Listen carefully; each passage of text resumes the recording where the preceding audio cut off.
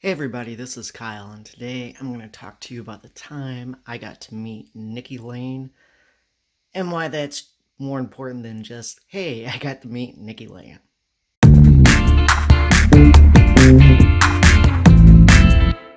So, a friend of mine built his house so he could have house concerts, and for someone that liked music at that time, that was like super cool because it was cool to know somebody that wanted to support music like that. But there was a catch. He knew that I was writing music, and at that time, most of what I was writing was jazzy, instrumental things that no one wanted to hear. Yeah, I mean, that's the way jazz works, unless you're in New York, apparently. But I started to write songs with words, and he said, "Hey, next house concert, I want you to open. I want you to play some of your songs." Well, this was winter time, and so I was struggling trying to find someone to team up with me, a singer or another musician that would sing, sing other people's songs. And fortunately, some weather happens, so that house concert got changed on dates. I don't know, one of those things, if you play music a lot, hey, weather happens and things get all crazy. Trying to find another singer, it totally didn't work. So it was on me to sing. So I had a couple more months' time to figure something out. So my friend said, "Hey, there is another house concert. Let me show you the past dates on my website so you can see what I'm talking about here." So on my trusty Chromebook, go to my vanity page. It's always funny when people say, "Hey, what's your website?" It's like it's my name, and they don't expect that. So anyway, right here,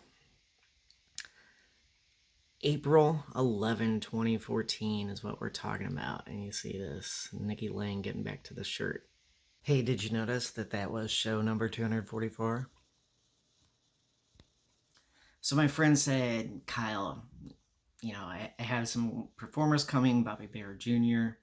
He's bringing someone else with him, blah, blah, blah." So, as the date got closer and closer, I got more and more nervous because the thing about my friend that has house concerts is most of the people at that time that were attending were people I work with. And all these people I knew outside of anything musical. And if I didn't do at least an okay job, then I would just never feel like I should ever perform again.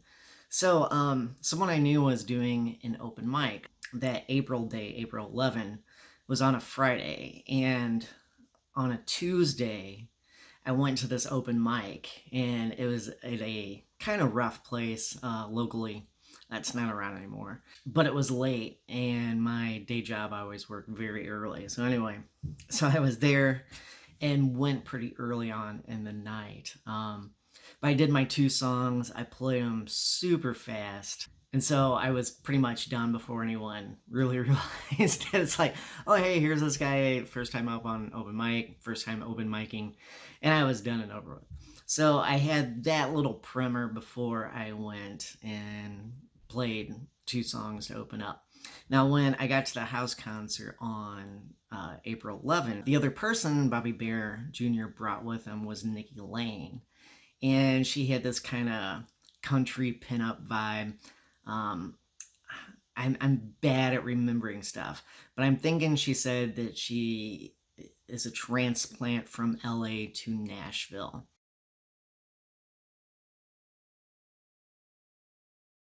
She's really cool. If you know anything about Nikki Lane, when she travels around, she always picks up little pieces, mementos, or just I don't know, whatever appeals to her interest wise. And her merch table always has some interesting kind of found art object kind of things on it. So anyway, Nikki Lane was there, and she'd never done a house concert before at that time. And talked to her a little bit, and it was really cool after I played my two songs. And the two songs seemed to go okay. I performed them well. I want to say it was mostly an acoustic performance, meaning like there were no microphones or nothing was plugged in. I'm pretty sure it was just an acoustic performance. But afterward, they said, hey, that was pretty good, and that was your first time doing it. And of course, hearing something like that from a traveling performer, number one, I don't know if it's true or not. She is extremely nice. But then number two, hearing something like that, even though I know how compliments kind of work in a setting like that, it really let me know, hey, I didn't suck as bad as I think I do. Because as a performer, that is the number one thing that keeps you from going out and trying to do something. So many people always say, oh, I can't sing. It's like, dude, you should have heard me. Not that, I'm a decent singer uh, after years of doing it now, but I sing. And it's one of those things when it comes to singing, using your body as an instrument. People think. So I got a little off topic talking about singing and things. It's a common topic that I get on to. But anyway, if you want to sing, just learn to sing. It's really that easy. Like anything else, learning to type or learning to, send a text or whatever. There's some muscle memory and a process you go through. But anyway, I start rambling about try versus do and all this Yoda nonsense. So I figure I would spare you just a little bit of that. I got a picture that night with Nikki and with Bobby Bear Jr.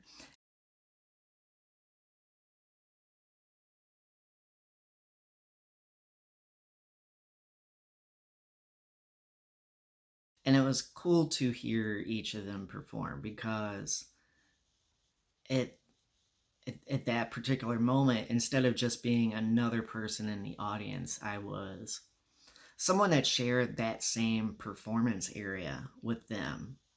And, granted, maybe, the main reason I did that or got to do that was because I had a friend say, hey, you are going to come and show up and play a couple of your songs.